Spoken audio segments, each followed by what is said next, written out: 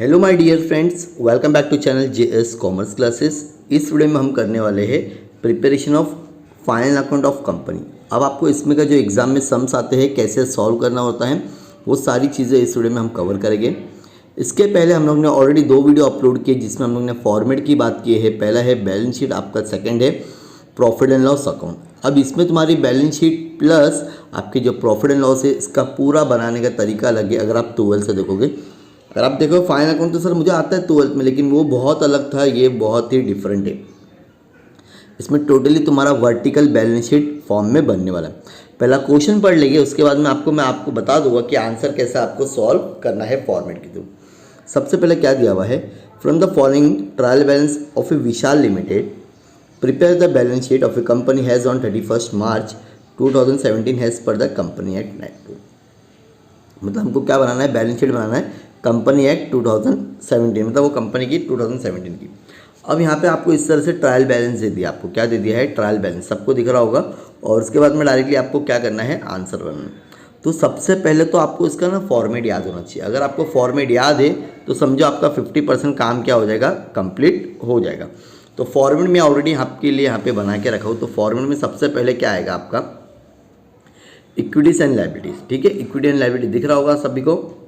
Okay, equity and liability में अगर आपको ये फॉर्मेट अगर पूरा याद हो जाता तो ये सम आप लोगों के लिए कुछ नहीं। तो सबसे पहले आपको आंसर की शुरुआत कैसा करना है, कंपनी का नाम लिखना है, then balance sheet as on 31 2017।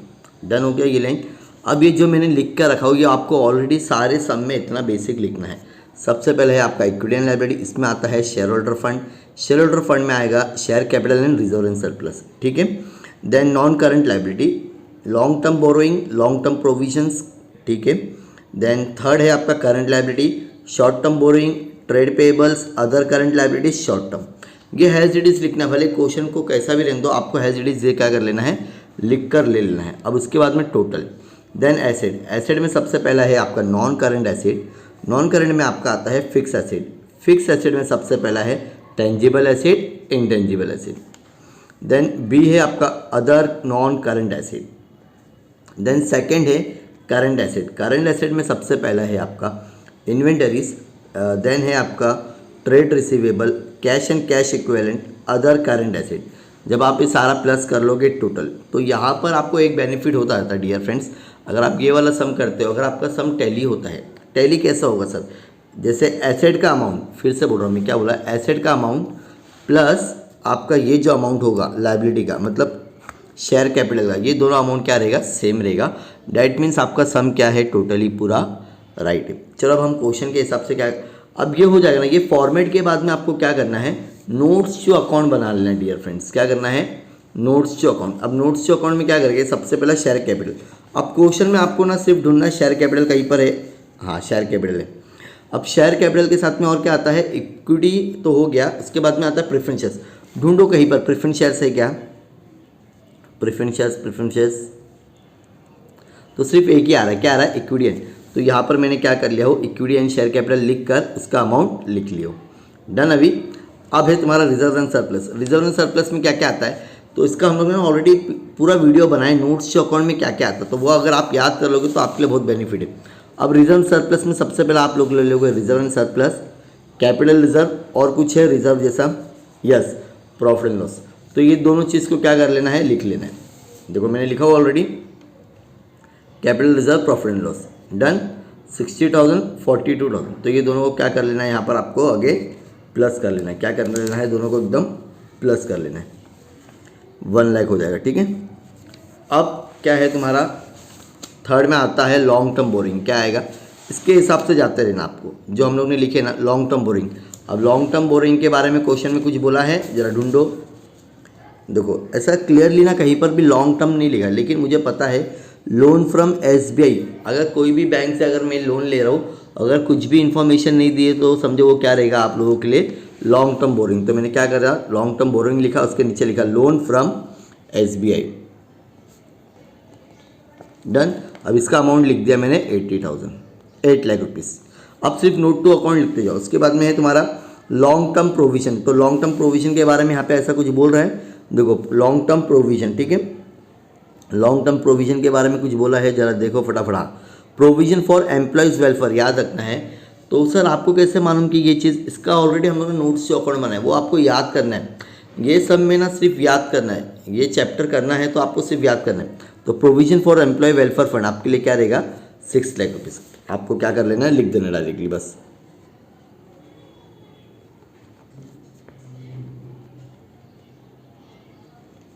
Done. आगे उसके बाद में हम लोग ने लिखे शॉर्ट टर्म बोरिंग। ऐसा कुछ क्वेश्चन में दिया है शॉर्ट टर्म बोरिंग करके, शॉर्ट टर्म, हाँ दो short term loan from the bank, दो ये शॉर्ट टर्म बोला हुआ है 4,90,000। डन। और उसके बाद में फॉर्मेट में है ट्रेड पेबल। ट्रेड पेबल में देखो क्या क्या आता है, क्वेश्चन में कुछ बोला है ट्रेड पेबल, बिल्स पेबल दिया हुआ है, सेंड्री क्रेडिटर। तो ये दोनों चीज़ आप लोगों के लिए क्या है, ट्रेड पेबल। तो दोनों को मैंने क्या कर लिया हो, लिख लिया ऑलरेडी। दो दिख रहा आपको, तो मैंने क्या कर लिया, इसको लिख लिया, दोनों को प्लस करके यहाँ अमाउंट लिख दिया 1,85,120।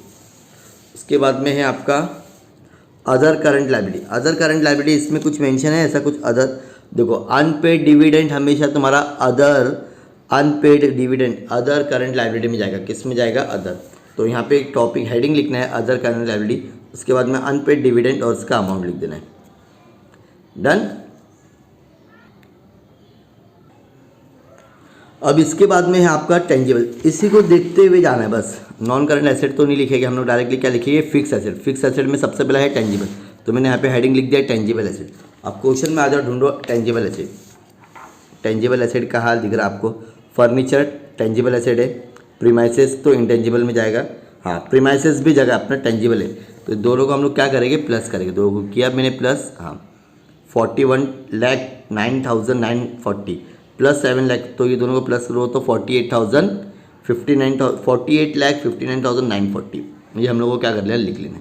अब इसके बाद में आता है इंटेंजिबल, तो हेडिंग सबसे पहले डालना है इंटेंजिबल एसेट। क्या डालना है, इंटेंजिबल एसेट। ठीक है, यहाँ लिखा मैंने इंटेंजिबल एसेट। अब ढूंढो इंटेंजिबल एसेट कुछ है, हाँ सर है ना, पैटर्न इंटेंजिबल एसेट है, कितना है 10 लाख रुपीज़। इसको मैंने क्या कर दिया हूँ, लिख लिया। उसके बाद में है other non current asset. Other non current asset के बारे में कुछ बोला है, अदर देखो याद रखना, अदर नॉन करंट एसेट्स में आएगा तुम्हारा एक्सपेंसेस इश्यू ऑफ शेयर्स, तो ये इसको लिख लेना है expenses of issue of share. Sir आपको कैसे मालूम, अगेन वही मैं बता रहा हूँ, नोट्स जो अकाउंट आपको याद करना पड़ेगा। उसके बाद में है करंट इन्वेस्टमेंट। क्या आता है, करंट इन्वेस्टमेंट। ये सारी चीज़ें मैंने यहाँ से देख के लिख रहा हूँ, ये आपको इसके लिए बोलता है याद करना है। क्या करना है, याद। अदर करंट इन्वेस्टमेंट दिख रहा है, करंट एसेट में सबसे पहला है क्या, करंट इन्वेस्टमेंट। करंट इन्वेस्टमेंट में क्वेश्चन में ढूंढो क्या है करंट इन्वेस्टमेंट में, करंट, हाँ 8% गवर्नमेंट बॉन्ड तुम्हारा करंट इन्वेस्टमेंट आएगा 3,36,000। उसके बाद में है ट्रेड रिसीवेबल। ट्रेड रिसीवेबल में सन्ड्री डेटर्स ऐसा कुछ है, सर डायरेक्टली यहाँ पे दे दिया देखो, ट्रेड रिसीवेबल ये रहा, कितना है 3,66,240, इसको डायरेक्ट लिखना है। Cash and cash equivalent heading लिखी हम लोग ने। अब कैश एंड कैश इक्विवेलेंट के सामने क्या लिखेंगे, कुछ है, 2-3 कैश है क्या, सिर्फ एक ही कैश है, कैशड बैंक है, बैंक और कुछ है नहीं, तो 3,40,14,320। Short term loan and advance. Short term के बारे में कुछ बोल रहा है कि short term loan and advance, हाँ दिया, क्या दिया, शॉर्ट टर्म, हाँ एडवांस जो एम्प्लॉय हो गया ये, तो शॉर्ट टर्म लोन कुछ बोला रहेगा हम लोग को, शॉर्ट टर्म लोन क्या, हाँ यही रहेगा। फिर एडवांस जो एम्प्लॉय कितना रहेगा, एडवांस वाला। अदर करंट एसेट में आता है तुम्हारा एडवांस टैक्स आएगा, तो देखो एडवांस टैक्स ऑलरेडी क्वेश्चन में दे दिया है। जो एडवांस टैक्स है ये तुम्हारा करंट एसेट में जाएगा, अदर करंट, ये लिख लिए पूरा। एक चीज़ और भूल गए हम लोग, इन्वेंटरी। अब जैसा ये हेडिंग थी तुम्हारी इन्वेंटरी, क्या थी, इन्वेंटरी आपको यहाँ पर कहीं पर भी मेंशन नहीं है, दिख रही है इन्वेंटरी यहाँ पर कहीं पर नहीं है। तो इन्वेंटरी मतलब क्या रहेगा तुम्हारा, यहाँ पे जो इन्वेंटरी लिखी है हम लोग ने, देखो इन्वेंटरी है तुम्हारा स्टॉक इन ट्रेड, उसको बोलते हैं इन्वेंटरी। क्या बोलते हैं, इन्वेंटरी। 3,55,600। ये एक बार पूरा रेडी हो गया। अब हमको सिर्फ क्या करना है, नोट्स जो अकाउंट में से देख देख के हमको सिर्फ सम में कॉपी करते जाना है। चलो ठीक है, शेयर एंड शेयर कैपिटल अभी जो हम लोग ने किए थे, क्या आपने किए, शेयर एंड शेयर कैपिटल का कितना था, 5,20,000 दिख रहा आपको सभी को, 5,20,000 दिखा ना, वेरी गुड। चलो लिखते हैं हम लोग, मैं यहाँ से डायरेक्टली लिखता हूँ, ठीक है। नोट्स जो अकाउंट में नंबर 1 5,20,000, 5,20,000। रिजर्व सरप्लस का हम लोग ने प्लस किए थे, कितना आया था डियर फ्रेंड्स, उसका था 10,298, 2980, ठीक है। उसके बाद में आता है तुम्हारा लॉन्ग टर्म बोरिंग, हम लोग ने ऑलरेडी बनाए थे 8 लाख रुपीज़। यहाँ पे खाली अकाउंट का नंबर बराबर डालना है, ठीक है, अकाउंट्स का नंबर बराबर डालना है। लॉन्ग टर्म प्रोविज़न यहाँ पे मेंशन है 6 लाख, 6 लाख रुपीज़। उसके बाद में आता है शॉर्ट टर्म बोरिंग, लिखे हाँ 4, दो यहाँ से मैं दिख रहा हूँ, दो ये ऑलरेडी हम लोग ने जो पहले बनाए थे ना, जो मैंने सबसे पहले लिखा था वही सारी चीज़ें अभी हम लोग क्या कर रहे हैं, सिर्फ यहाँ पे नंबर के साथ में लिख रहे हैं। शॉर्ट टर्म बोरिंग क्या दिया हुआ है यहाँ पे, शॉर्ट टर्म बोरिंग, तो शॉर्ट टर्म का है 4 लाख, यहाँ पे नंबर बराबर डालना, फिर से बोल रहा हूँ 4,90,000। देन ट्रेड पेबल का कितना था तुम्हारा 1,85,120, इसका नोट्स टू अकाउंट है 6। देन अदर करंट लाइबिलिटी था, other unpaid dividend 64,800, account number बराबर डालना। शॉर्ट टर्म प्रोविजन था ना, शॉर्ट टर्म प्रोविजन 1,60,000, इसके लिए बोला, इसी को सिर्फ देख देख के लिखना और कुछ भी नहीं करना है। 1,64,000 अकाउंट्स। अब सबको क्या करना है, आपको प्लस करना है, तो अभी आप प्लस करोगे तो आपको मिलेगा 76,7,100। अब देखते क्या ये अमाउंट यहाँ पर मैच होता है कि नहीं होता, ठीक है। चलो कॉपी करते हैं फटाफट। नॉन करंट में सबसे पहला है तुम्हारा क्या लिखना है, टेंजिबल एसेट, तो यहाँ पे लिख देंगे हम लोग 9, तो टेंजिबल एसेट का कितना है 48,590, 59,950, तो फटाफट लिखना है सिर्फ हम लोग को 48,59,940। इनटेंजिबल एसेट के बारे में हम लोग ने क्या लिखे थे जरा देखो फटाफट, सिर्फ देख के लिखना है, कितना है 10 लाख रुपीज़, ठीक है। और ये भी देखो एक्सपेंसेस ऑफ इश्यू मतलब नॉन अदर, तो ये दोनों अमाउंट एक साथ में लिख देंगे, कितना है ये 10 लाख।